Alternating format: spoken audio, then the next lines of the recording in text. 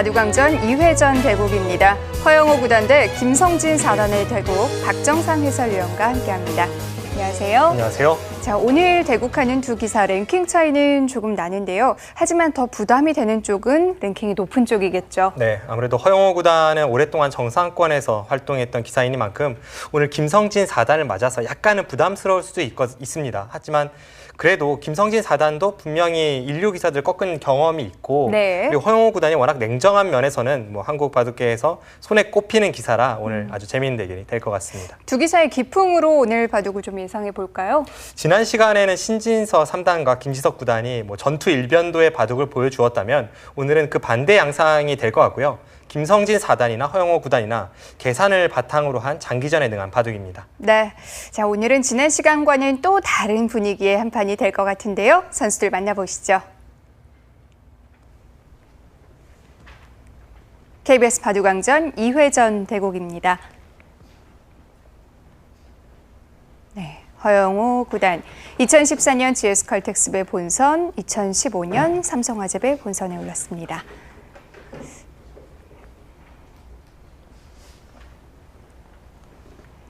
김성진 4단, 2013년 명인전 8강까지 진출을 했고요. 2014년 레츠런파크배 본선에 오른 바 있습니다. 대국 규정을 말씀드리겠습니다. 1인당 제한 시간 5분에 30초 초읽기 5회가 주어집니다. 그러면 대국을 시작하겠습니다.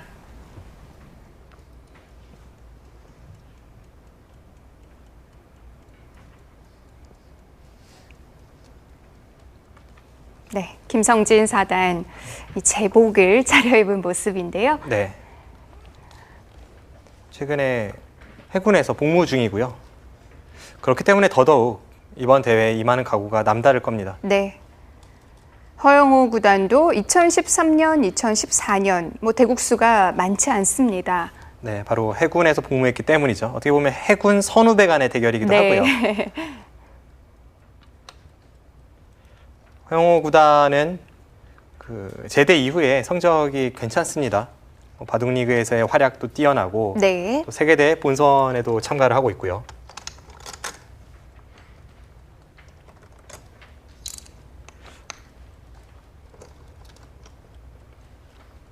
한국 바둑계의 허리를 담당하던 기사들이 대거 해군으로 입대를 했을 때 그때가 바로 2013년이고 네. 한국 바둑계의 암흑기였습니다.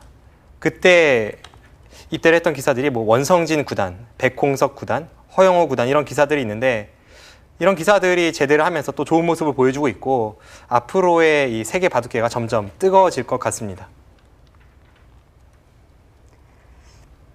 최근에 진행되고 있는 여러 개의 세계대회에서 한국이 전혀 밀리지 않는 모습이고요. 특히 허영호 9단에 대해서 좀 설명을 드리자면 이 선수는 굉장히 냉정한 바둑을 두면서 평소에 자기 관리가 뛰어나기로 아주 유명하고요. 네. 계산적이고 끝내기, 뒷심이 강한 바둑입니다. 허영호 9단 하면 딱 좀 뭔가 균형 잡힌 바둑이 생각나는데요. 네, 전체적으로 네. 뚜렷한 장점이 없다고도 볼 수가 있지만 한편으로는 뚜렷한 약점도 없고 일단 무엇보다도 계산이 능하기 때문에 그때그때 이 형세 판단과 결단력 이런 것이 좋은 기사입니다. 김성진 4단은 또 좀 독특한 이력을 갖고 있는 선수죠. 이 선수가 입단이 상당히 늦었는데요. 이 선수가 연구생을 나간 이후에 한때 일본 바둑계로 가서 그곳에서 입단을 타진하기도 했었습니다. 그러다가 다시 한국으로 돌아와서 네. 결국은 입단에 성공을 했죠.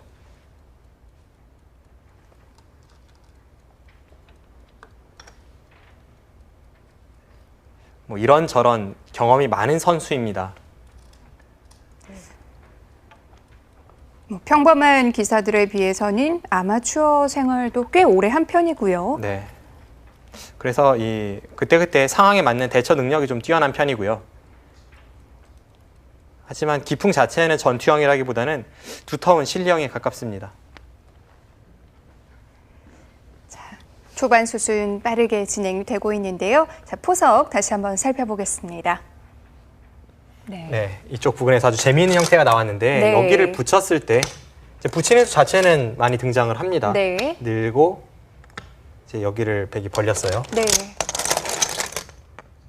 여기를 밀어서 흑이 받아준다면 벌렸을 때 이득인데 여기를 두면 흑도 반격을 가하고 이 단수는 참고요. 이런 네. 식의 흐름은 최근에는 백이 좀 피하는 경향이 있습니다. 그래서 그냥 이쪽을 벌리고 흑도 이렇게 미는 것은 좀 발이 느리죠. 백이 저쪽을 향하기 때문에 네. 선수로 처리하기 위해서 상대가 밀기 전에 먼저 건드리는 겁니다. 실전 이제 위로 젖혀서 네. 네, 이렇게 진행이 되었고요.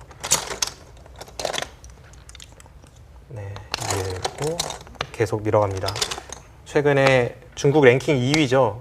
세계적으로도 아주 뜨거운 기사인 커제 구단이 흑번일 때 이 포석을 굉장히 자주 애용합니다. 네. 이런 식으로 두고 나서 또 다른 곳으로 손을 돌리는 진행인데 거의 일단락 됐다고 볼 수가 있겠고요. 실전은 뭐 흑이 이쪽을 선택할 수도 있지만 결국 이쪽을 선택해서 네, 여기를 두고 달렸고요. 네. 백이 이쪽에 실리로 큰 자리입니다. 서로 자신의 길을 가면서 포석은 좀 무난하게 진행이 되고 있습니다. 네. 이런 식으로 무난하게 진행을 시켰을 때 두 기사 모두 강점이 있기 때문에 어떻게 보면 이 두 기사 서로 만족하는 그런 포석이라고 할 수도 있겠습니다. 네. 자, 두 기사의 기풍에 아주 잘 맞게 포석이 짜여졌습니다.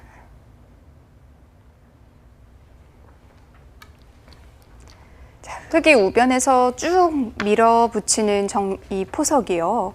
상대에게 좀 두터움을 허용하는 거 아닌가요? 서로 뭐 일장일단은 있죠.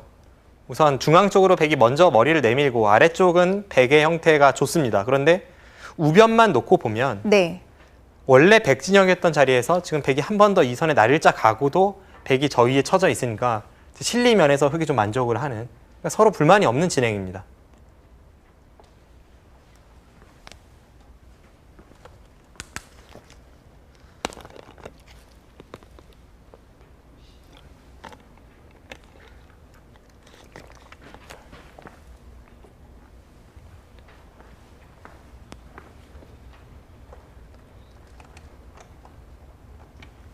네, 지금 그곳을 백이 받지 않으면 반대로 흑이 그 자리를 붙여서 백 3점을 살릴 수가 없는 형태였죠.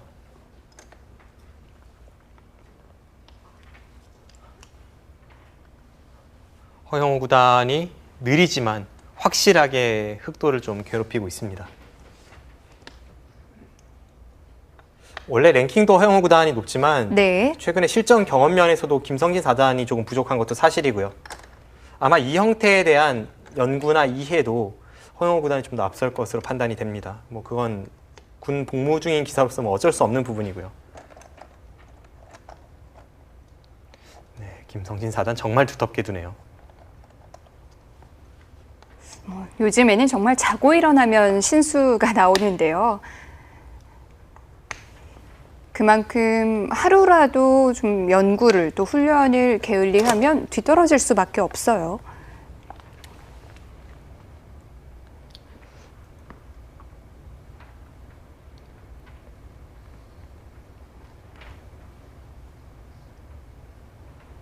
허영우 구단 하면 항상 드는 생각이 꾸준함입니다. 이 네. 선수는 늘 노력하고 꾸준하고요. 또 초반 포석 연구에 있어서 언제나 최선을 다해서 연구하는 선수입니다. 잠깐 다른 이야기를 하자면 예전에는 충암 연구실이라고 해서 대부분 입단하는 신예 기사들이 그곳에 모여서 다 함께 연구를 했었습니다. 그런데 최근에는 조금 분위기가 달라졌고요. 최근 한 5년 전부터 네. 좀 친한 기사들끼리 연구실을 차려서 이렇게 서로 나뉘게 되었고, 그 중에 하나가 허영우 구단이 주축이 되는 연구실입니다. 다른 기사들은 김정현 4단, 또 이지연 5단, 뭐 그런 선수들과 함께 연구를 하면서 아마 초반 포석 연구에 대해서도 늘 게을리하지 않는 그런 모습이었습니다.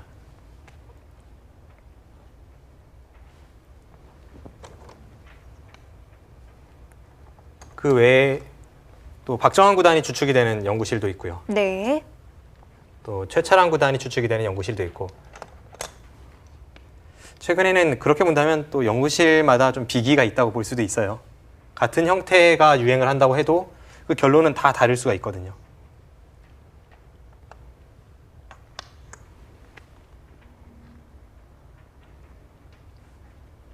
중앙에서 백이 어느 정도 형태를 기대해 볼 수 있겠는데요.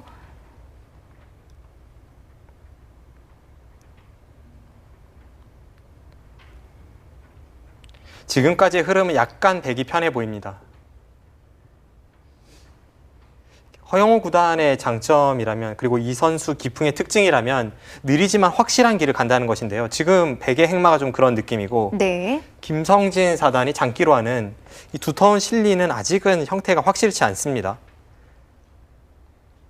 중앙 쪽에 쭉 뻗어 있는 흑돌도 만약 백이 한 번 더 상변을 향해서 호구를 친다면 오히려 곤마가 될 수 있는 형태이고, 또 좌변의 세 칸 사이도 약간의 침입당하는 뒷맛이 있고, 아무래도 좀 얇은 부분들이 많네요. 네, 전체적으로 보면 기풍으로 봐도 그렇고 흐름으로 봐도 그렇고 포석은 허영우 구단이 좀 앞선 것으로 보입니다.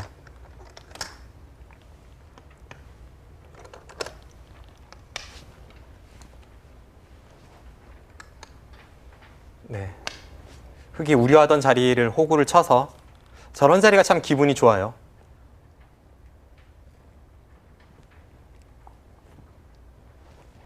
허영우 구단 세계대회 준우승까지 차지했던 선수인데요.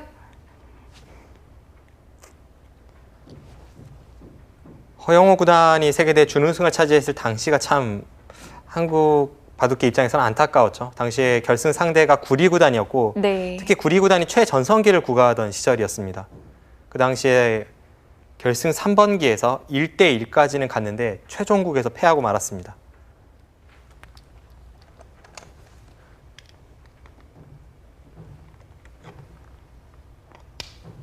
그 이후로는 허영우 구단의 랭킹도 많이 떨어졌죠. 허영우 구단이 최고 랭킹을 끌어올렸을 때가 4, 5위권이었거든요. 네. 그런데 최근의 랭킹을 보면 뭐 20위 밖으로 밀려났을 정도로 20초. 상당히 떨어졌다가 하나, 다시 페이스를 끌어올리는 중입니다. 셋, 넷, 그래도 다섯, 가장 최근에는 여섯, 조금 랭킹이 일곱, 올랐는데 네. 한때는 정말 많이 아홉, 떨어졌었어요. 그렇습니다.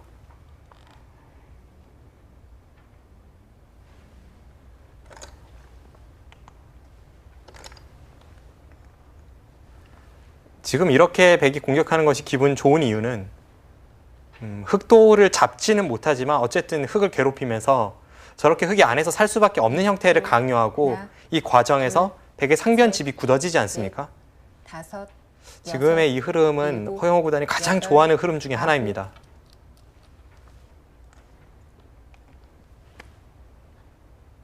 그 자리도 두터운가요? 그 자리는 자체만 놓고 보면 별로 대단한 자리가 아닌데 네. 이후에 하변 쪽에 뒷맛이 있는지 여부를 좀 봐야겠습니다. 약간 느린 느낌도 주는 수인데요.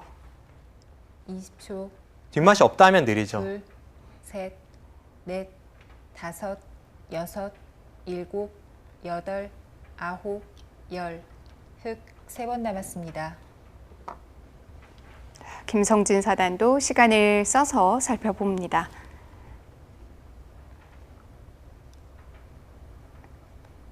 그쪽에 맛이 있다면 지금 바로 받아둬야 될까요? 맛이 있다고 하더라도 어느 정도의 뒷맛인지를 좀 판단을 해봐야 될 것 같고요. 제가 네. 볼 때는 맛은 있습니다. 수는 나요. 20초, 하나, 그런데 그냥 받아주자니 그 교환 네. 자체가 백이 득이니까 다섯, 흐름상은 흑도 여섯, 그래도 손을 빼는 일곱, 것이 맞는 것 같은데요. 여덟.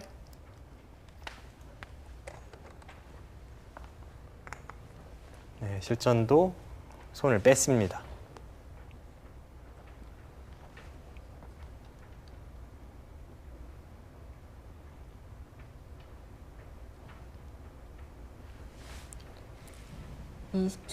지금 하변 둘, 쪽에 수를 내는 것이 네. 우하기까지 연관이 될 것 같습니다. 여섯, 일곱, 여덟. 한 3분 이내에 그곳에서 어떻게 수를 낼 수 있는지를 찾아내시면 아마추어 6단 정도는 될 것 같아요. 혹은 그 이상이요. 하변 쪽이요. 네.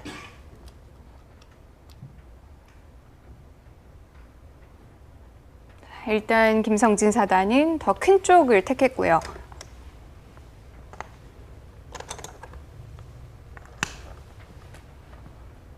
허영우 구단도 이대로 수를 내지 않고 끝까지 간다면 그 전에 단수 친수가 워낙 느리니까 하나, 수를 언젠가는 내야 되는데 셋, 그 타이밍을 좀 넷, 재야 될 것 같습니다. 다섯, 여섯, 지금은 일곱, 상변을 향할 여덟, 수도 있고 아홉, 상변을 지키네요.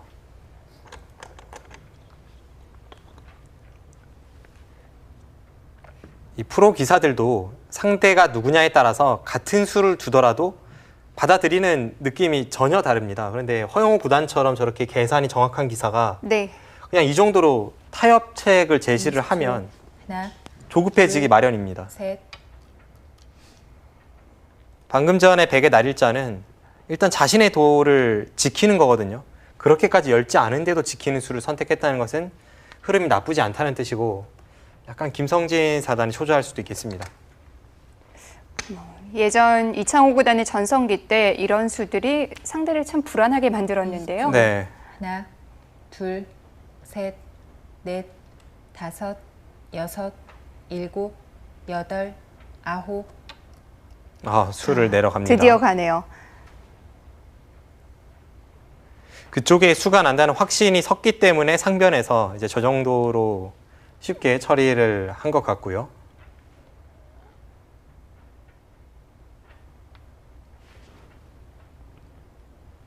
하변을 20초. 어느 정도 도려낸다면 둘, 균형을 맞출 수 있다는 셋, 판단이겠죠? 넷, 네. 다섯, 여섯, 일곱, 여덟.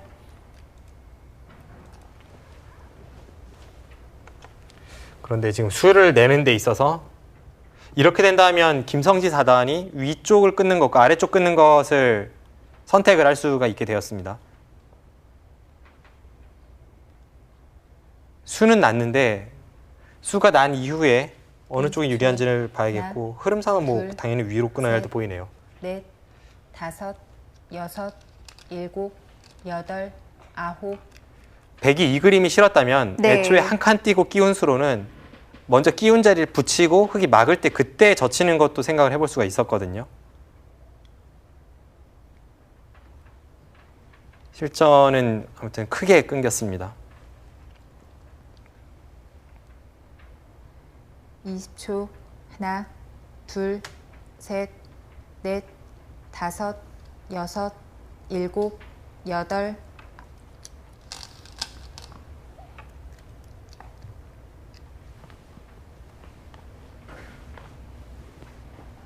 하변에서 서로 간에 어떠한 수일기를 하고 있을까요? 좀 더 자세히 보겠습니다. 네.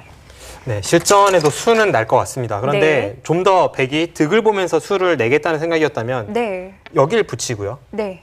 흙이 받을 때 그때 젖히는 것이 좀 더 확실한 의미가 있었죠.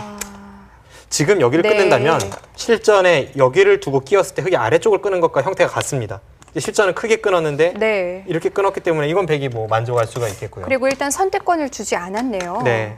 그런데 허영호 구단은 네. 아마 이런 걸 좀 걱정을 했을 거예요. 이렇게 두고 나서 젖히면 흙이 여기를 끊어준다는 보장이 없습니다.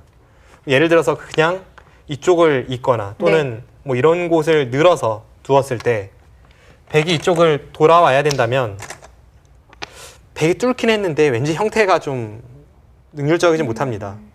이제 그래서 먼저 뛰는 수를 선택을 했고 네. 만약 먼저 뛸 때 흙이 뚫지 않으면 그때는 아까와 같은 빈상각 없이 그냥 뚫는 자세가 나오니까요. 네. 그러니까 지금은 일장일단이 있는 그런 선택이었습니다. 그런데 자, 여기서요. 네. 사실은 지금은 좀 수내는데 네. 어렵진 않습니다.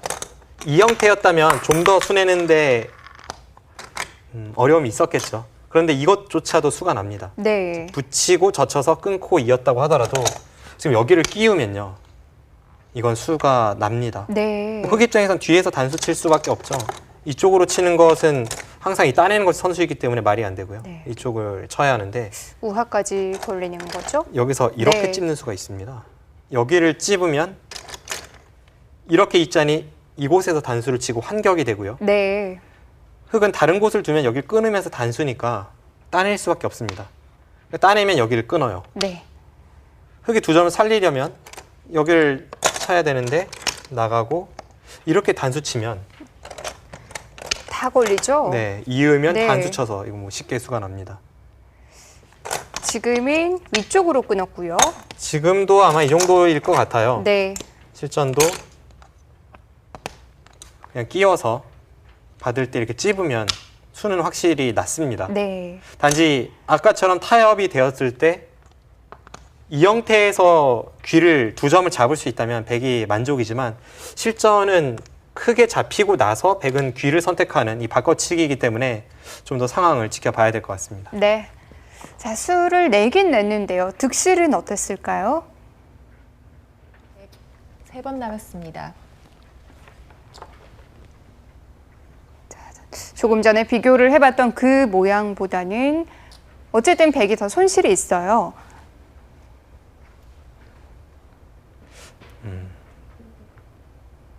아무래도 지금의 이 형태에서는 허영호 구단이 실전과 같은 진행을 선택하기보다는 조금 투박했지만 네. 그냥 마늘못 붙이고 젖힐 때 되젖히는 쪽으로 넷, 그림을 다섯, 그렸어야 되지 않나 여섯, 그런 판단이 일곱. 되네요. 8, 9.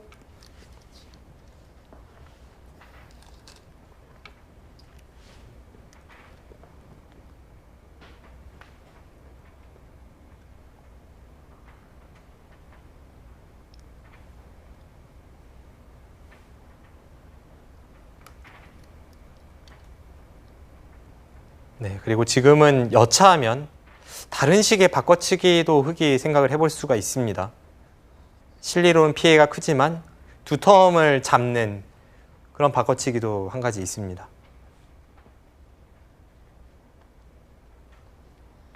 20초. 하나, 둘, 셋, 넷, 다섯, 여섯. 네, 바로 이 장면에서인데요. 아까와 마찬가지로 2점을 살리는 것은 뒤쪽에서 그러니까 하변 쪽 103점 쪽에서 단수를 치니까 네. 흙이 안 되죠. 2점은 지금 포기할 수밖에 없는데 그냥 포기하는 방법과 이 장면에서 중앙 그 패 모양 있지 않습니까? 그 중앙 패 모양 흙이 있는 방법이 있습니다. 중앙을 이어서 네. 네, 실전은 좀 실리적인 수를 선택을 했는데 지금 백이 따낸 자리 흙이 이었다면 이제는 귀 쪽에서 101점을 잡는 것과 중앙 쪽에 끊어서 양단수 치는 것이 맛보기였죠. 그렇게 되었다면 귀에 실리는 크게 내주는 대신에 중앙의 2텀을 크게 확보할 수 있는 형태였는데 실전의 김성진 사단은 20초. 좀 더 실리적인 하나, 수를 선택을 했습니다. 셋, 넷. 그래서 중앙은 여전히 백이 더 두텁고요.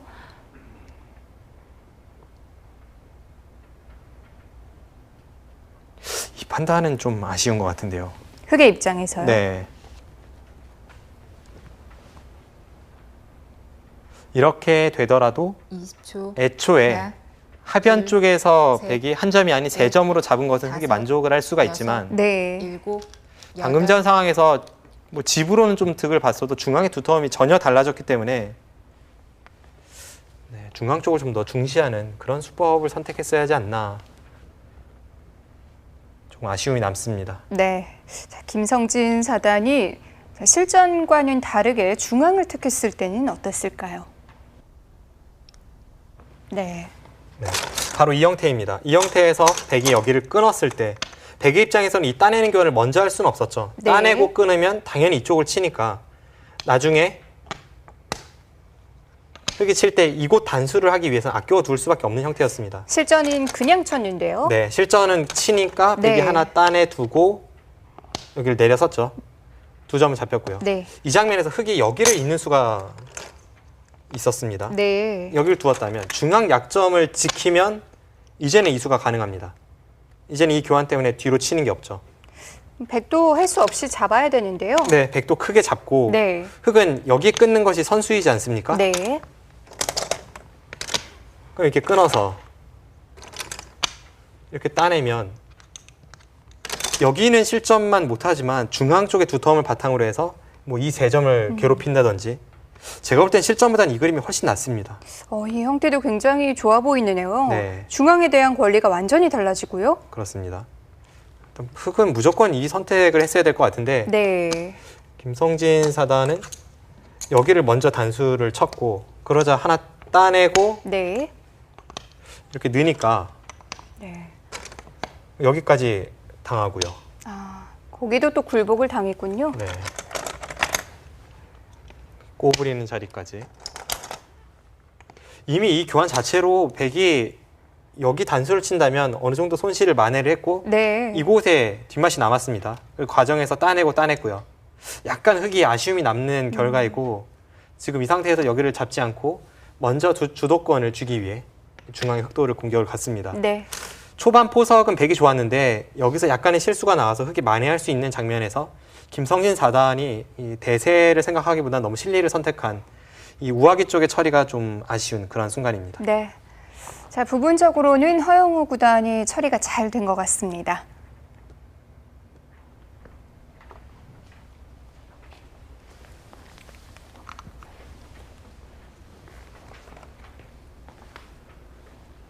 네, 이제는 전장이 다시 상중앙 쪽으로 옮겨지겠습니다. 20초. 하나, 둘, 흙은 여전히 셋, 공격 대상인가요? 다섯, 여섯, 뭐 잡히거나 그러진 않겠습니다만 흙도 어설프게 타게 하는 것은 그쪽도 괴롭힘을 당하고 그리고 네. 방금 전에 한 점 이은수로 인해서 우상귀 쪽은 백이 집으로는 어느 정도 득을 볼 수 있는 형태이기 때문에 흙도 지금은 특히 흐름이 안 좋은 상황에서는 어설프게 타게 해서는 안 됩니다. 20초. 하나, 둘, 셋, 넷, 다섯.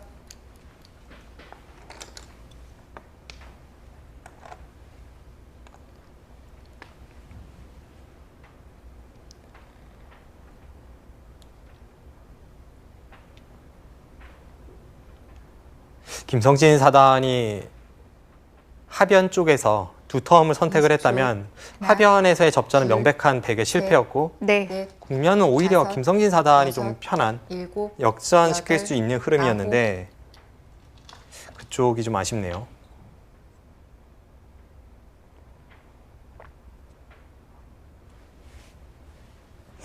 당장의 실리를 내주는 게 좀 싫었던 것 같은데요.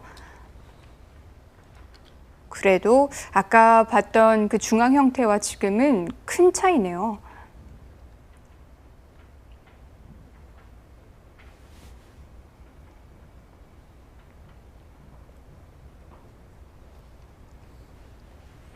네, 중앙 쪽에서 20초. 김성진 4단이 하나, 그냥 둘, 안에서 셋, 안형을 갖추는 그 다섯, 흐름을 여섯, 두니까 일곱, 허영우 여덟, 구단이 한 번 더 아홉. 괴롭히거든요. 네. 저렇게 상대가 한 번 움츠러들기 시작하면 오히려 괴롭히기 딱 좋습니다.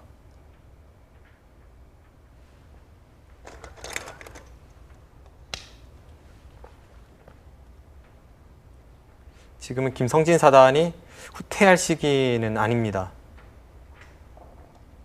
20초. 하나, 둘, 셋, 넷, 다섯. 아까 형태를 생각해 보면 하나 밀어두고 꼬부린 수가 어땠는지 모르겠습니다.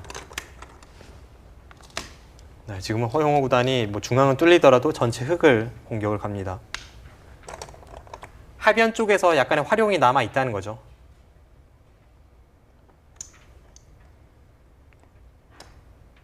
하변 중앙 흙이 두터운 형태였다면 지금의 수순도 달라졌을 것 같은데요. 20초. 하나, 둘, 셋, 네, 지금 넷, 중앙을 다섯, 흙이 뚫을 수는 여섯, 있지만 일곱, 뚫더라도 여덟, 계속해서 백이 아홉, 공격을 갈 수 있는 형태라서 네. 흙. 마지막 초읽기입니다. 김성진 4단의 흐름이 별로 좋아 보이지 않습니다.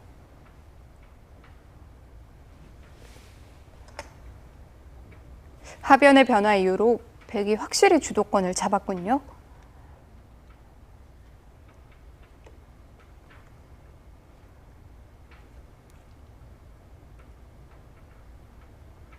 마지막.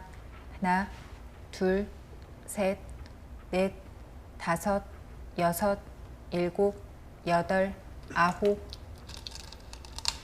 저 수는 뭔가 반격을 보는 걸까요? 중앙 쪽에 나와 끊는다든지 뭔가 다른 수법을 생각을 하고 있다고밖에 판단이 안 됩니다. 우선 딱 봐서는 그 수는 네. 충머리이긴 하네요. 20초. 하나, 둘, 셋, 넷, 다섯, 여섯, 일곱, 여덟, 아홉, 열. 102번 남았습니다.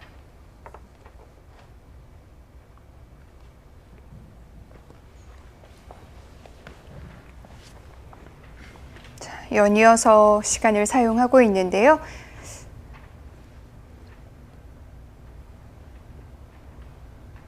네, 어떤 의미였을지 잠시 보겠습니다. 네, 지금 끄는 수가 단순한 시간 연장책은 아닙니다. 네. 지금 머릿속으로 두 선수 모두 엄청난 수익기를 하고 있을 텐데요.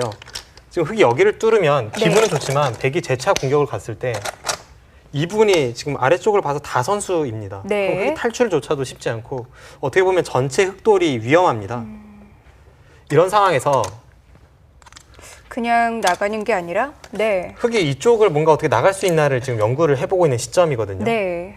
그런데 아까 형태가 나와도 그렇고 지금의 이 한 칸 띄는 수도 그렇고 이 끊는 수가 약간의 축머리 역할을 할 수가 있습니다.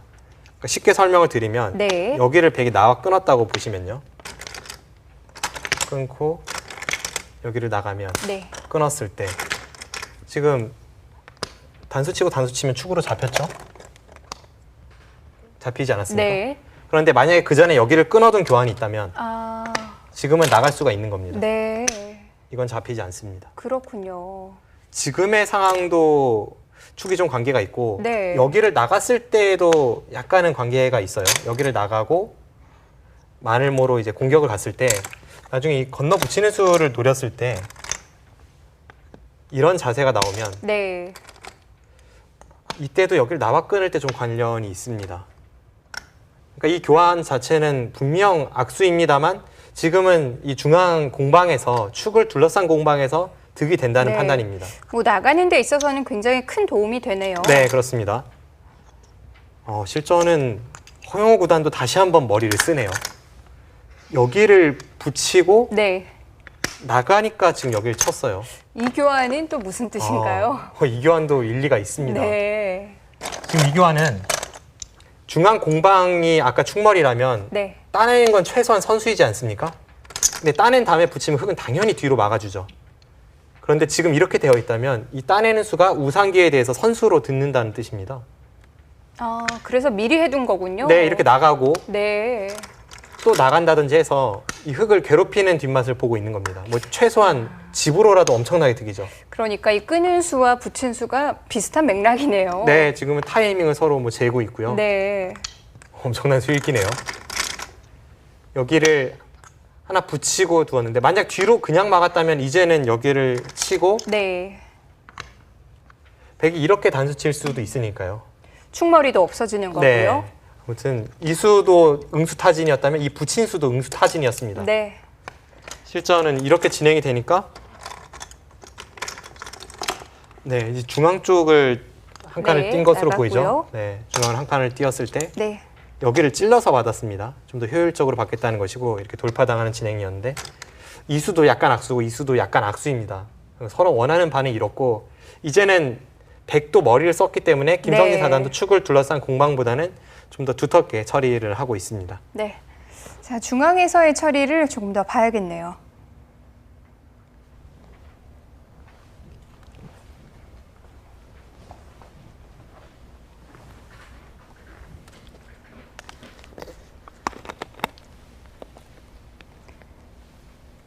상변에서 마지막. 묘한 신경전이 오갔는데요. 셋, 넷, 다섯, 여섯, 일곱.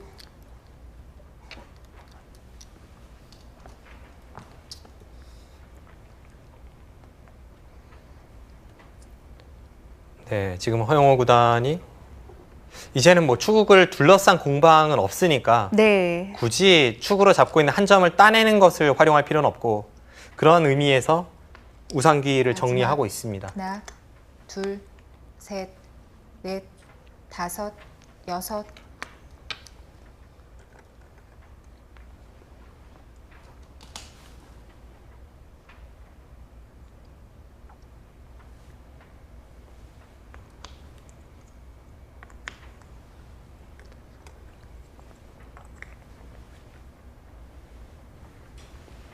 마지막 하나, 둘, 셋, 넷, 다섯, 여섯, 일곱. 지금은 이 중앙 공방에서 흙이 두 번의 연타를 통해 돌파를 하긴 했는데 그 돌파한 자세가 완벽하지 않습니다. 아직은 중앙 접전을 좀 더 지켜봐야 될 것 같아요. 백이 다시 돌아가서 공격을 할 수도 있는 건가요? 네, 지금은 마지막. 충분히 그것을 하나, 노려볼 수 있습니다. 둘, 셋, 넷, 다섯, 여섯.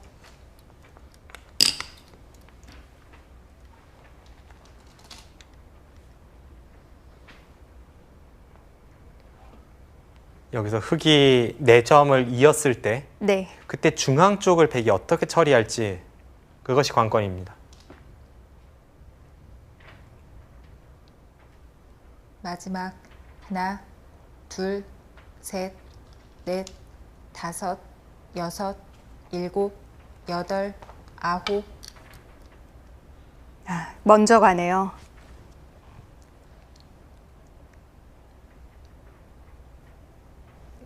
지금 우상귀를 안 받았습니다.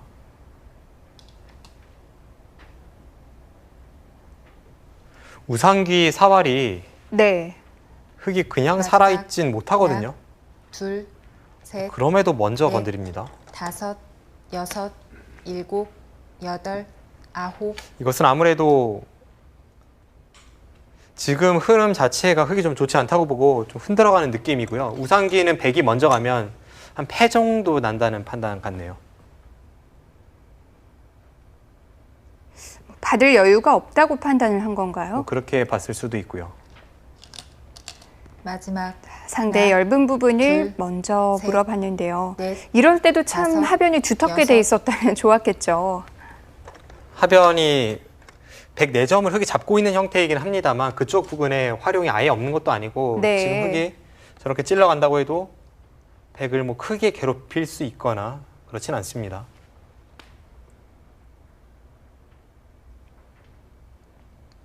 마지막 하나, 둘, 셋, 넷, 다섯, 여섯, 일곱, 여덟, 아홉.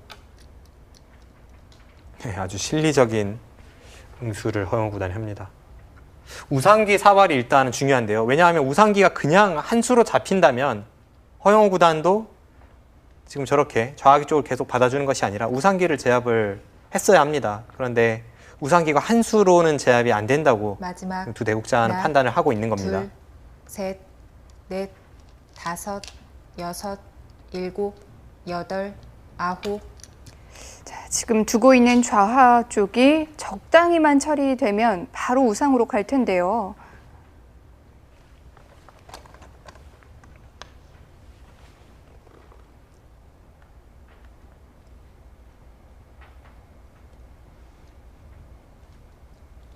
마지막 하나, 둘, 셋, 넷, 다섯, 여섯, 일곱, 여덟, 아홉.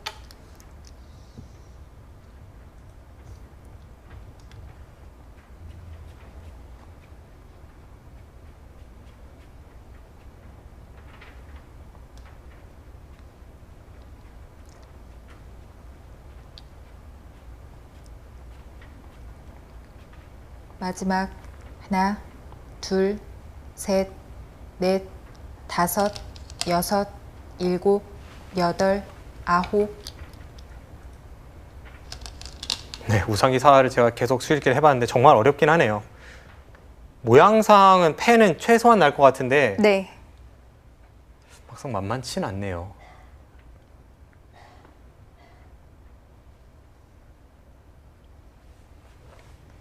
마지막 하나, 둘, 셋, 넷, 다섯, 여섯, 일곱, 여덟, 아홉. 네. 자, 서로 우상에는 손을 못 대고 있는데요. 사활 보겠습니다. 네. 허영우 구단이 여기를 단수 치지 않았다고 해도 딱히 흑의 다음 수가 없었던 장면인데 네. 그럼에도 단수 친 것은 당연히 허영우 구단도 선수라고 본 거죠. 받아야 된다는 네, 얘기예요. 지금 그 타이밍에 좌하기를 건드리고 있는데 네. 모양상은 치중 가면은 뭐 절대 못 살 것 같은 형태인데 막상 저도 깊게 수익기 해보니까 만만치 않습니다. 네. 여기를 잇고 받을 때 그냥 여기를 내려섰다고 봐도요. 지금 이 형태가 잡히는 것인지 확실치가 않네요. 이 궁도가 살 수 있는 궁도인가요? 잡는 것은 만만치 않아 보입니다. 일단 뭐 여기를 막아서 최대한 좁히면 흑이 여기를 내려서서 백이 어느 곳을 두든 네. 반대쪽을 붙이면 이건 비계 형태입니다. 비기나 혹은 만연패의 형태이고요. 잡히지 않은 거죠. 이제 백이 여기를 두더라도 흑이 이쪽을 들어가면 백이 둬봤자 한 수 부족입니다. 흑이 여기를 이으면 비기니까요. 네. 다르게 둔다면 이 장면에서 백이 뭔가를 찾아봐야 되는데 어차피 이런 곳을 둬봤자 막아주는 것은 둬서 잡히는데 여기를 붙이고 넘을 때 쭉 타고 나오면 또 이 세 점이 걸리고요.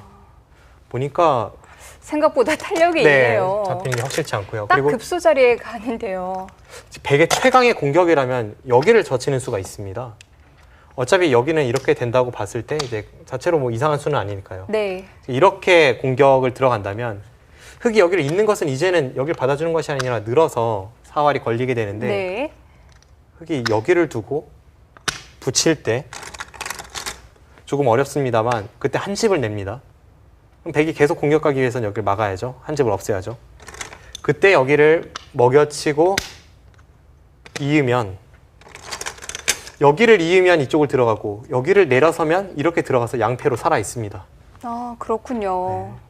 지금 그러니까 흑이 네. 잡히진 않을 것 같아요. 꽤 많이 당하긴 하는데 잡히는 건 아니고 그냥 잡는 수는 없네요. 네. 네. 그런데 허용호 구단도 아마 이 사활은 착각을 했을 겁니다. 이제 그럼에도 불구하고 지금 네. 여전히 백이 흐름이 좋은 것은 흑이 먼저 건드린 좌하기도 뭐 그렇게 대단치는 않습니다. 네.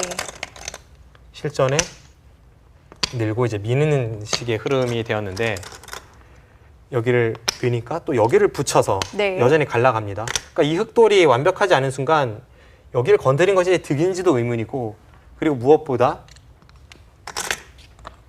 잡지는 못한다고 해도 아까 이 정도 상황에서 백이 여기를 따낸다면 네. 이 자체가 큽니다. 그러니까 잡지 못해도 큰 자리니까 적당히 하다가 백이 여기를 손을 대면은 바둑은 여전히 허용호 구단이 우세합니다. 네. 자, 잡히는 사활은 아니지만 허용호 구단의 흐름은 괜찮네요. 6, 7, 결국은 여덟. 우상기를 받았죠. 우상기가 안 잡혀도 자체가 워낙 크다 보니까 네. 김성진 사단이 그쪽을 선택을 했습니다.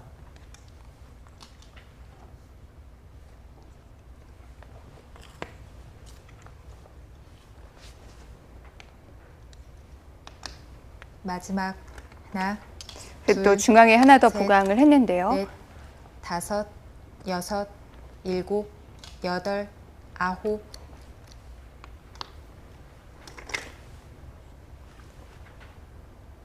오히려 김성진 사단이 좌하기를 이렇게 노골적으로 건드릴 것이 아니라 좀 더 네. 유연하게 대처했어야 되지 않나 그런 생각이 들 정도로 우상기에서 받지 않은 수익기는 대단했지만 좌하기를 마지막. 건드린 수법은 그리 좋진 하나. 않았습니다. 둘, 그냥 셋, 두었더라도 백이 넷, 꽤 신경 쓰이는 다섯, 형태였는데요. 6, 지금은 오히려 여덟. 좀 정리가 된 것 같기도 하고요. 정리가 되기도 했고 오히려 백이 좌변 쪽으로 침입할 여지를 남겨주었고요.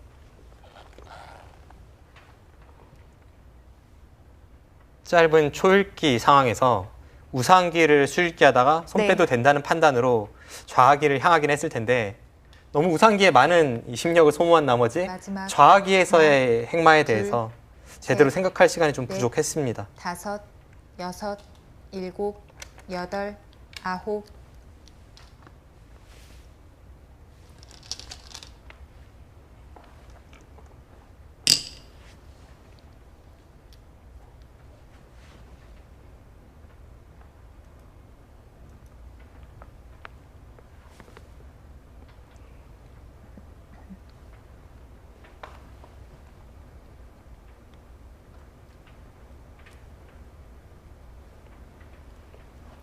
마지막 하나, 둘, 셋, 넷, 지금은 당장 확정가만 여섯, 세워보면 뭐 김성진 일곱, 사단도 크게 여덟, 부족하진 않습니다. 아홉. 그런데 이제 문제는 중앙 쪽에 흑이 아직 못 살아있기 때문에 네. 그쪽에 있는 흑도를 괴롭히고 그 과정에서 좌변이 좀 다칠 염려가 있거든요. 전체적으로 그런 상황들을 종합해 본다면 네. 바둑은 허용호 구단이 우세합니다.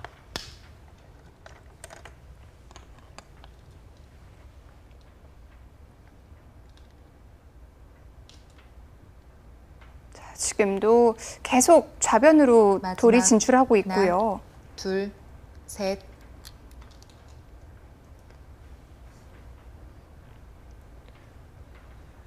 이런 바둑은 돌이 진행되면 진행될수록 뭔가 백이 힘을 낼 수 있는 그런 네. 흐름입니다.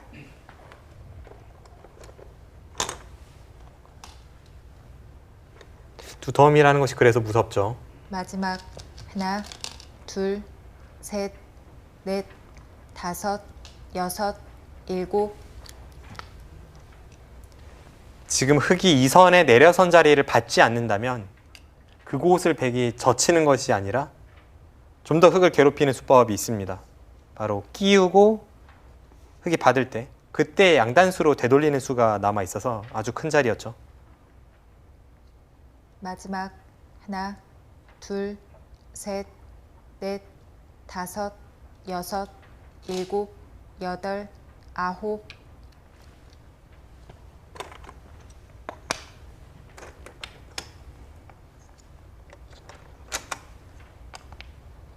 좌변과 중앙에서 계속 흑을 괴롭힐 수 있는데요. 중앙에 흑돌이 다 못 살아있기 때문에 네. 저런 곳을 좌변을 마지막 백이 건드릴 때 하나, 흑이 마음 둘, 놓고 받을 수가 셋. 없습니다. 넷, 다섯, 여섯, 일곱, 여덟, 아홉. 일단은 배짱을 부립니다. 약간 중앙이 위험해 보이기도 한데 흐름이 별로 안 좋거든요.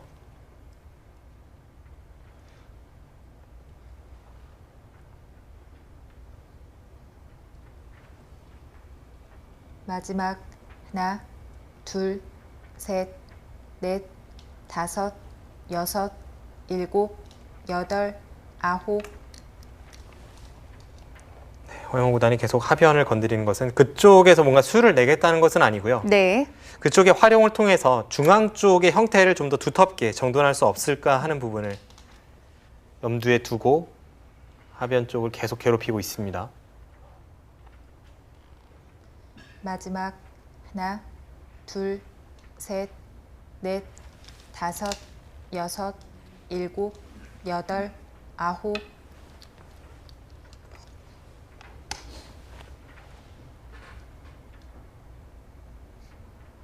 네, 지금 저 치중수로 하변은 완벽하지만 바깥쪽을 백이 끊었다고 생각을 해보면요. 끊으면 4점을 잡아야 되고 돌리는 게 또 선수고요.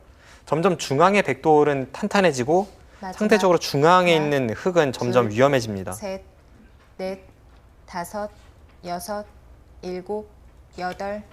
역시 문제는 중앙인데요. 지금의 이 흐름에선 김성진 사단이 네. 상대의 이 중앙 공격을 파상 공세를 잘 막아내고 그러고 끝내기 승부를 가야만 그나마 바둑이 미세해지는 정도, 그 정도의 흐름으로 보여요. 한 차례는 견뎌야 바둑이 만만치 마지막. 않습니다. 하나, 둘, 셋, 그런데 공격을 넷, 하는 과정에서 다섯, 또 여섯, 백이 몇 집이라도 일곱, 붙지 않나요? 여덟, 아홉. 그 부분은 좀 판단은 아직은 어렵네요. 네.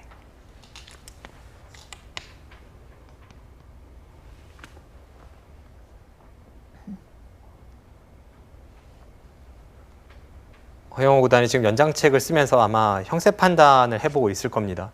어느 정도까지 강력한 공격을 해야 되는 상황인지. 마지막 하나, 둘, 셋, 넷, 다섯, 여섯, 일곱. 네, 그쪽이 백이 두터워집니다.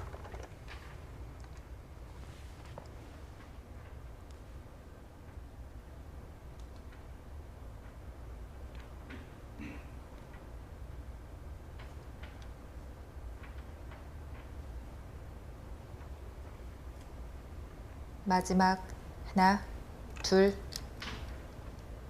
네, 어쩔 수 없이 지금 뒤로 받았거든요. 네. 흑으로선 참 저렇게 받고 싶지 않은 형태인데 지금 상황은 어쩔 수가 없습니다.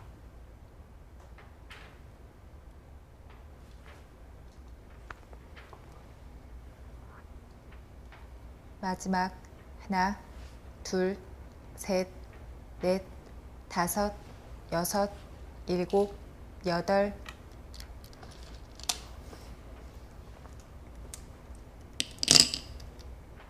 허영우 구단도 형세 판단을 해봤을 텐데요. 어느 정도 선으로 갈까요? 지금은 공격을 가는 것이 뭐 집으로 손해보는 공격도 아니기 때문에 네. 뭐 어떻게 두더라도 다 일리가 있어 보입니다. 마지막 하나, 일감으로 떠오르는 두 자리는 셋, 위쪽을 젖히는 것과 넷, 중앙 두 칸 행마인데요. 여섯, 일곱, 여덟. 네, 두 칸 쪽을 선택을 합니다. 저수가 자신의 약점을 지키면서 상대의 돌을 압박하는 한 수입니다.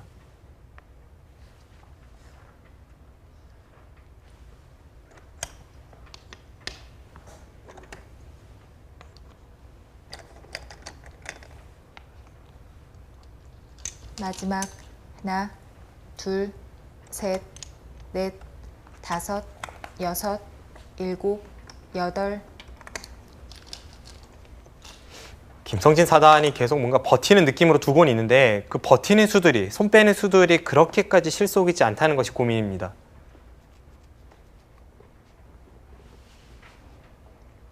엷은 돌은 엷은 돌대로 계속 남아 있고요. 마지막 하나, 둘, 셋, 넷, 다섯, 여섯, 일곱, 여덟, 아홉.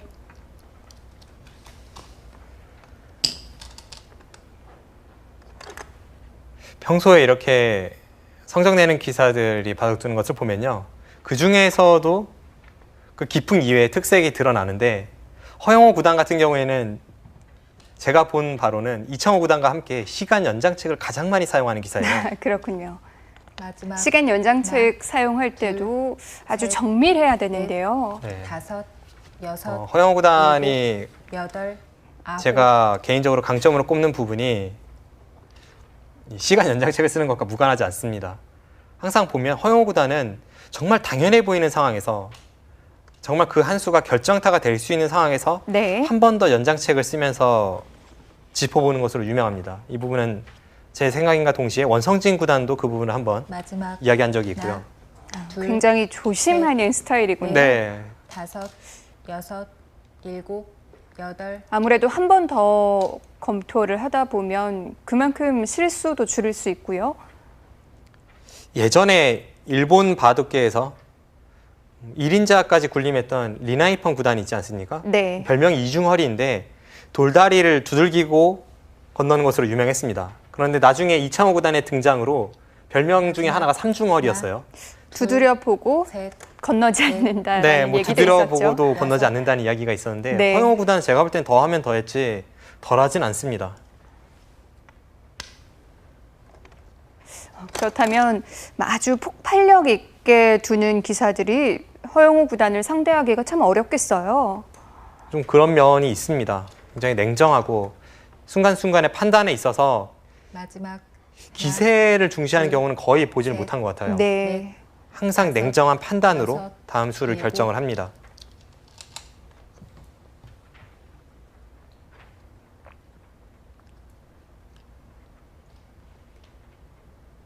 평생 바둑을 업으로 삼는 이 프로 기사들도 사실 결정타라고 생각되는 순간에서는 빨리 결정타를 날리고 싶어서 손이 근질근질 하거든요.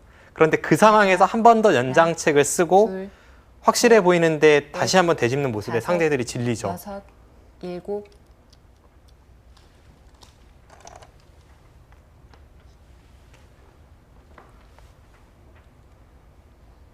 지금 중앙의 흑돌이 이게 어떻게 되는 겁니까? 꽤 위험해 네. 보이기도 합니다. 이렇게 몇 수 두어지기 전에 생각했던 마지막 것보다 훨씬 더 많이 시달리네요. 셋, 넷, 다섯, 여섯, 일곱, 여덟.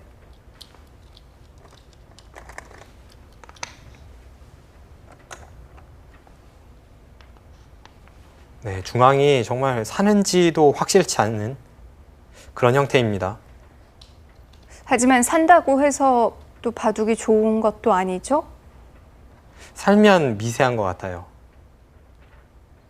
마지막 하나, 둘, 셋, 넷, 다섯, 여섯, 일곱.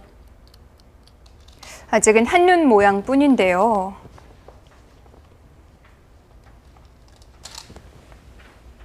지금 아무 피해 없이 살았을 때 바둑이 미세합니다. 네. 약간의 피해라도 입는다면 그때는 돌이키기 어렵습니다.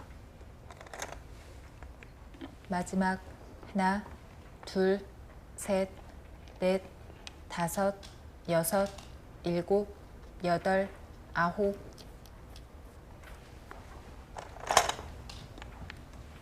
네, 지금 저렇게 공격을 가는 모습, 허영우 구단에게서 쉽게 볼 수 없는 모습임과 동시에 지금 저런 식으로 흑도를 괴롭히는 것이 또 허영우 구단의 기풍이라는 생각도 듭니다. 지금 공격 가는 과정에서 약간이라도 손해보는 형태는 다 피하고 있습니다. 네. 이것이 허영우 구단 바둑의 특징이고요. 그래서 지금 상황이 흑은 괴롭습니다.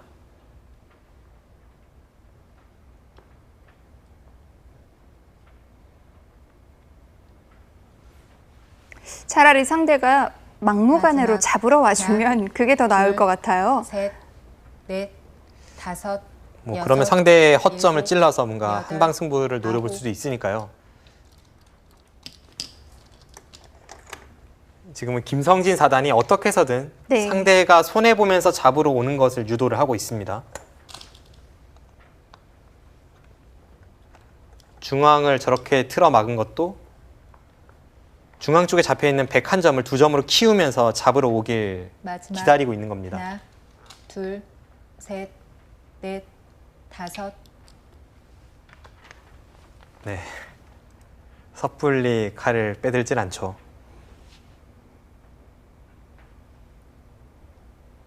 아마 그곳을 흑이 다 받아준다면 네. 그때는 정말 백도 한번 화를 낼지도 모르겠는데요.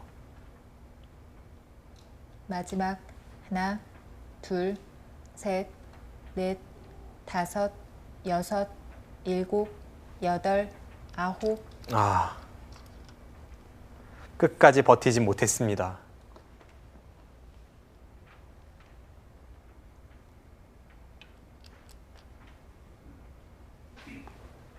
하지만 아무 피해 없이 살았을 때 바둑이 만만치 않았으니까 저렇게 좌변이 뚫리면 국면은 당연히 허영우 구단의 승세입니다.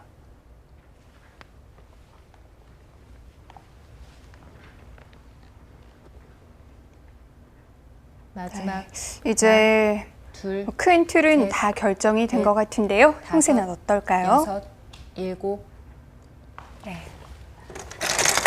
결국은 무리를 안 했죠. 잡으러 가지를 못했어요. 네. 이제 버틴다면 잡으러 가는 이런 진행인데 네. 허영우 구단이 먼저 잡으러 갔어도 사실은 아슬아슬했습니다. 네. 그런데 이 교환이 있으면 좀 더 이 부분이 안정적입니다. 흑이 이쪽 부분을 끊어올 때에도 네. 뭐 아까 같은 경우에는 여기를 붙이고 이렇게 호구 쳐서 뭐 끊고 나서 뭔가 한방 승부를 노려본다면 아무래도 이 돌이 있으면 네. 여기를 뒀을 때 좀 더 안정적입니다. 그래서 벽을 더 만들어 놓으려는 거였는데요. 네, 제가 볼 때는 이렇게 된다면 받고 잡으러 가는 그림이었다면 네. 여기서는 아무런 수가 없고요. 여기서 한 집이 나는지를 봐야 되는데 이 약점을 노려간다고 하더라도 뭐 여기를 받든 여기를 받든 한 집 내는 건 쉽지 않아 보입니다. 이건 뭐 거의 잡혔다고 봐야 돼요. 여기 찝는 것도 선수이고요. 그래서 뭐 불리하지만 이렇게 버티진 못했고요. 네, 뭐 여기를 받았다면 배수의 진을 치고 사활 승부가 됐을 텐데 네. 실전은 뭐 어떻게 보면 어쩔 수 없는 선택이기도 한데요. 좌변을 뚫렸습니다. 그러자 여기를 찝고 네. 받아갔고요. 이제는 뭐 어느 정도 개가 바둑으로 어울릴 것 같긴 한데 네. 그냥 단순하게 형세를 말씀드리면 여기를 흑이 받고 살아야 바둑이 만만치 않았는데 여기를 뚫렸으니까 그건 뭐 네, 차이가 많이 네. 나죠. 물론 아래쪽에 넘어가는 뒷맛은 있습니다만 네. 이쪽의 흑도 좀 괴롭힘을 당할 수가 있고 지금은 백의 승세입니다. 네. 자, 중앙은 다 정리가 됐는데요. 집이 조금 부족해 보입니다.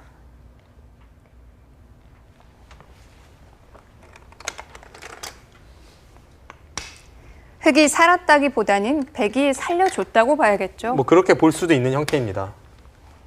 마지막 하나,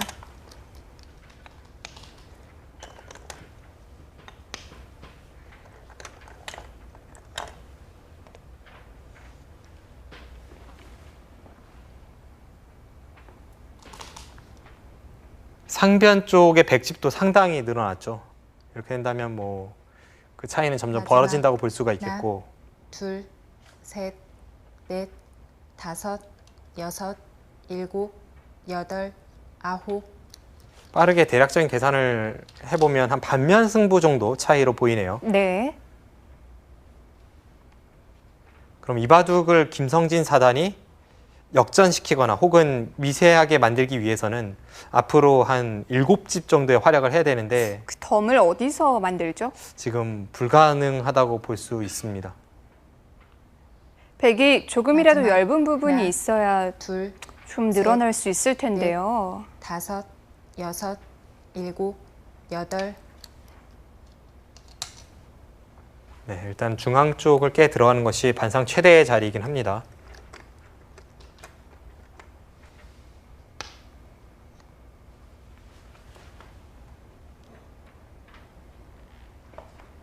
그리고 약간의 뒷맛도 노리고 있습니다. 네. 백 모양에서요? 네, 지금 백이 중앙 쪽에 마지막. 잘못했다가는 걸릴 수 있는 그런 형태이기도 합니다.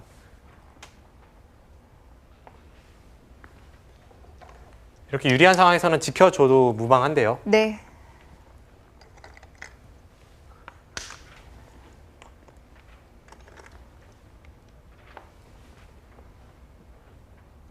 마지막. 하나, 둘, 셋, 넷, 다섯. 아, 역시 지켜주네요.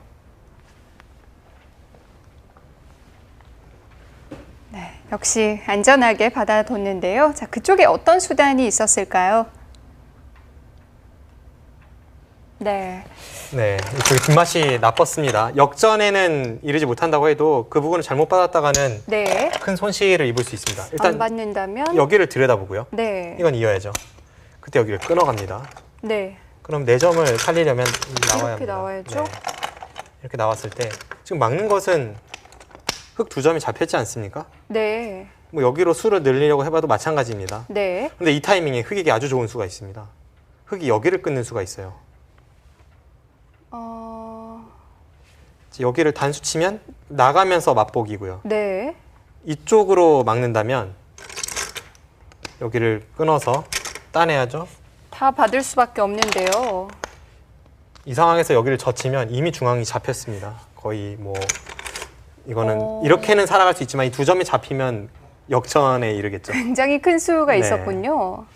그래서 이 끊는 수를 못 봤다면 뭐 거의 역전에 이를 수도 있는 상황인데 네. 허영우 구단이 앞서 돌다리를 두들기지도 않는 선수라고 설명드리지 않았습니까? 네. 그러니까 굉장히 신중에 신중을 기하는 기사다 보니까 이런 곳을 놓칠 리가 없고 그럼 무조건 받았어야 되는 거네요. 네, 지금 실전에 받았고 네. 제가 볼 때는 다른 곳 끝내기라고 끊을 때 이렇게 뒤로 물러서도 바둑은 백이 유리한데요. 네. 그러니까 지금 뭐 그런 분란의 여지를 만들 필요가 없는 상황이었습니다. 그렇군요. 자, 계속해서 끝내기가 진행되고 있습니다. 마지막. 하나,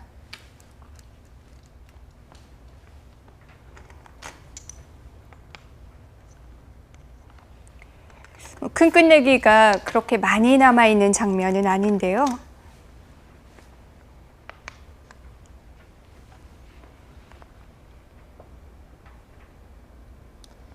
마지막. 하나, 둘, 셋, 넷, 다섯, 여섯, 일곱. 네, 지금은 여덟, 집으로 큰 자리라면 아홉. 그곳도 역끝내기로 꽤 크죠. 네. 역끝내기 한 6집짜리입니다. 좌변은요? 좌변은 백이 먼저 둔다면 흙 2점을 제압할 수 있습니다. 그런데 그쪽은 집으로 환산하면 역끝내기는 아니라서 한 네. 그냥 10집 가깝게 되겠네요. 보통 역끝내기는 마지막. 곱하기 2를 할 수 있으니까 둘, 단순 비교로는 셋, 흙이 선택한 자리가 넷. 더 큽니다. 다섯, 여섯.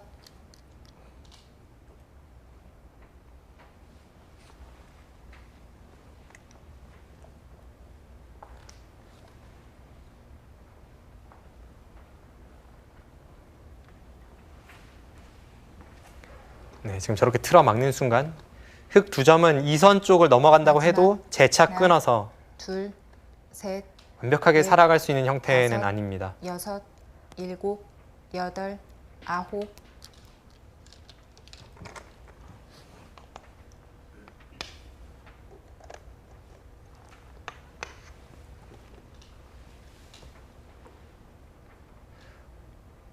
네, 오늘 바둑은 허영호 구단이 자신의 기품과 강점을 제대로 보여준 한 판입니다. 네.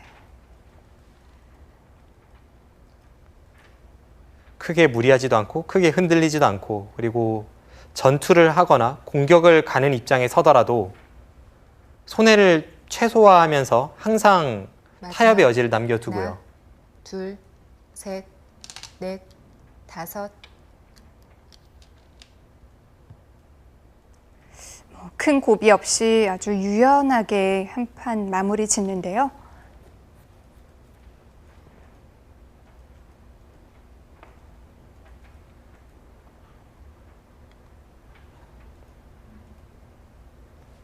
마지막 하나, 둘, 셋, 넷, 다섯, 여섯, 일곱, 여덟. 네, 지금 치받은 수도 어떻게 보면 부자 몸조심이죠. 만약 최선을 추구한다면 반대쪽에서 단수를 치고 이을 때 치받는 것이 집으로는 좀 더 이득이 될 수도 있는데 네. 어차피 차이가 나봤자 한 집 차이이고 그리고 단수 칠 때 마지막 흙이 좌변 하나, 쪽을 넘어가고자 한다면 둘, 약간 복잡해질 수 셋, 있는 형태였습니다. 넷, 다섯, 여섯, 일곱, 여덟, 아홉.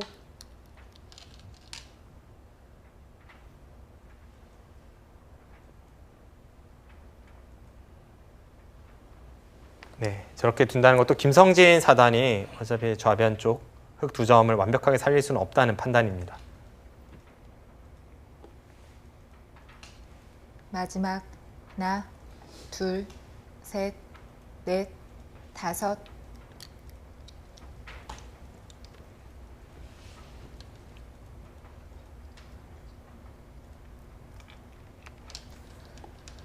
작년 말에서 올 초에 한국 바둑계 허리를 지탱하던 기사들이 대거 제대를 했죠. 허영호 구단, 원성진 구단, 또 백홍석 구단도 있고요. 윤준상 구단도 있습니다. 그런데 네. 지금까지의 성적표만 놓고 보면 윤준상 구단이 일단 가장 빠르게 예전의 기량을 회복한 것으로 보이고 백홍석 구단이 가장 주춤합니다. 네. 허영호 구단과 원성진 구단은 어느 정도는 회복을 했는데 아직까지는 좀 더 상황을 지켜봐야 될 것 같은 평가를 보류해야 될 것 같은 상황입니다. 예전의 기량만큼은 분명 아니고요. 아직까지는 100% 회복이 된 모습은 아닌 것 같습니다. 네, 아무래도 윤준상 구단은 둘, 오히려 더 좋아진 것 같기도 네, 하고요. 오히려 랭킹을 많이 끌어올렸죠. 아무래도 2년의 공백 기간 동안 포석의 트렌드도 많이 바뀌었고 그 과정에서 초반 신수 그리고 파해법 이런 것이 많이 연구가 되었을 텐데 그런 면에서 좀 부족함이 있고요. 그리고 또 하나는 아무래도 오랫동안 실전 감각이 부족한 만큼 마지막 그것을 끌어올리는 데 하나, 좀 주력을 해야 합니다. 셋, 넷, 다섯, 여섯.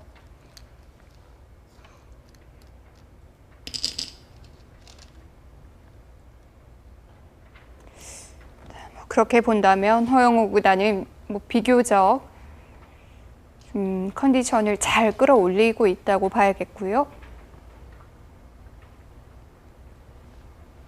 백홍석 구단이 가장 주춤한데 마지막 백홍석 하나, 구단은 둘, 세계대회 우승 셋, 경험이 2번이나 있는 넷, 기사입니다. 네. 다섯, 여섯. 대단한 폭발적인 성적을 기록하는 기사이고 그 선수가 전성기 시절에도 이미 좀 기세를 타고 슬럼프가 잘 온다라는 평가가 있었던 만큼 지금의 슬럼프를 또 멋지게 극복하리라 생각이 됩니다. 그리고 백홍석 구단은 또 승부에 100% 집중할 수 없었던 이유도 있었고요. 네, 제대 후에 금방 결혼을 했죠. 네. 마지막 하나, 이제 모든 게 안정이 됐기 때문에 연말부터는 또 좋은 모습을 보여줄 것 같아요.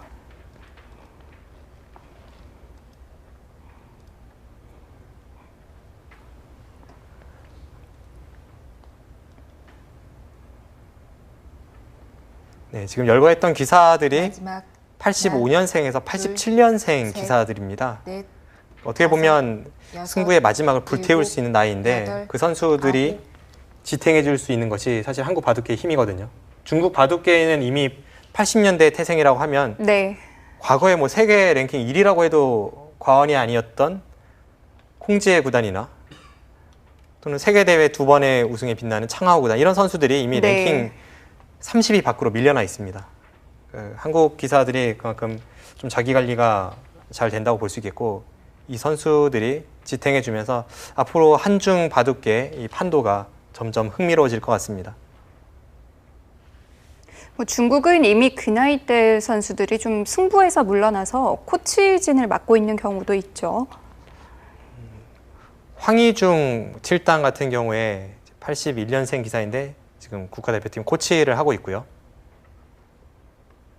그 외에 뭐 84년생 류싱 7단 같은 경우에는 중국에서 인터넷 바둑 방송 그 사업을 하고 있고요. 네. 그런 식으로 기량이 뛰어난데도 불구하고, 그리고 전성기 시절에 세계 대회에서도 대단한 활약을 했던 선수들이 롱런하지 못하는 그런 경향이 있습니다.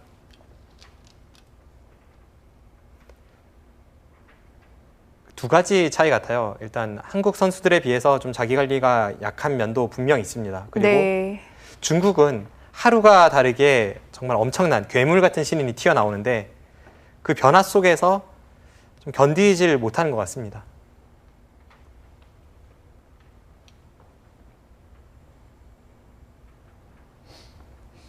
뭐 최근 한중일 또 대만까지 통틀어 마지막 가장 뜨거운 기사를 둘, 꼽으라면 커제 선수잖아요. 다섯, 그 선수가 사실 몇 여섯, 년 전만 해도 일곱. 정말 무명의 기사였는데요. 그 선수가 3년 전에는 확실히 무명이었고요. 네. 3년 전에 제가 중국에서 벌어지는 세계대회 통합 예선에 참가를 했을 때 그 선수가 누구인지조차 몰랐습니다. 그런데 한 2년 전쯤 되니까 이제는 중국에서 뭐 거의 가장 잘 나가는 신예 기사래요. 그리고 얼마 지나지 않아서 세계대회를 우승을 하더라고요. 네. 엄청난 성장세죠. 지금은 중국 랭킹 2위인데 최근의 기세만 놓고 본다면 중국 랭킹 1위라고 봐도 무방합니다. 네.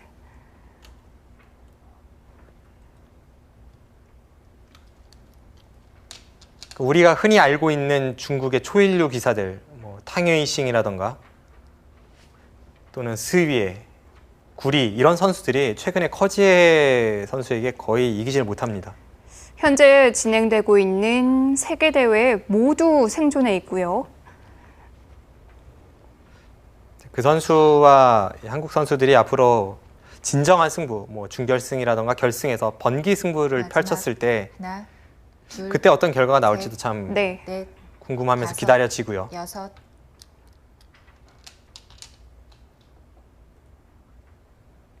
뭐 요즘 워낙 이 커제 선수 이름을 많이 들어서 어떤 기사에게 커제 선수의 기풍에 대해서 물었더니 그냥 잘 둔다고 하더라고요. 딱 한마디로 정의가 될 것 같습니다. 그 선수는 거침이 없어요. 네. 한국 기사와 비교를 좀 해보자면 누구와 비교할 수 있을까요? 마지막 하나, 과감하게 두는 면에서는 셋, 이세돌 네. 구단과 흡사하고요. 네. 여섯, 그러면서도 안정적인 성적을 네. 기록하는 것은 박정환 구단과 비슷합니다. 또 김지석 구단 같은 폭발력도 있습니다. 모든 걸 다 갖췄네요.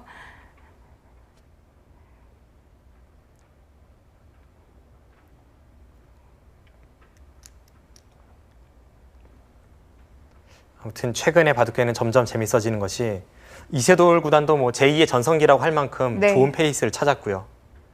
또 꾸준하게 랭킹 1위를 유지하는 박정환 구단도 있고, 중국의 새로 튀어나오는 초일류 기사와의 앞으로의 대결이 참 흥미진진할 것 같습니다. 이세돌 마지막. 구단도 최근에 하나, 뭐 지는 걸 못 본 둘, 것 같아요. 네. 셋, 넷, 다섯, 여섯,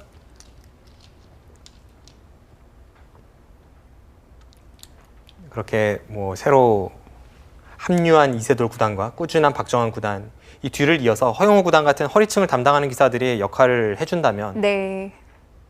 제가 보기에는 중국 바둑계가 항상 한국의 허리층을 얕보는데 그렇게 차이가 날 것 같지도 않아요. 마지막 하나, 둘, 셋, 넷, 다섯, 여섯, 일곱. 네. 네. 지금은 차이가 좀 벌어졌죠. 네. 끝내기를 통해서 추격이 될 만한 바둑이 아니기 때문에 항복을 했습니다.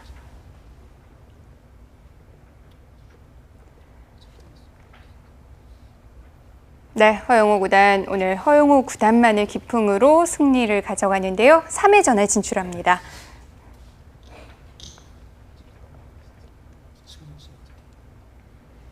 자, 김성진 사단은 허영우 구단의 주 무기에 딱 걸려서 거의 기회 없이 패배하고 말았는데요.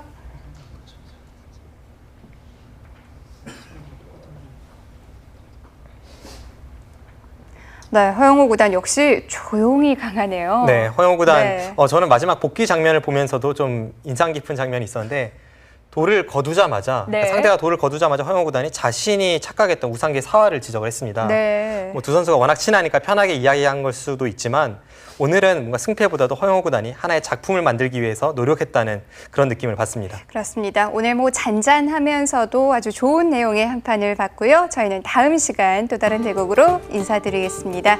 안녕히 계십시오.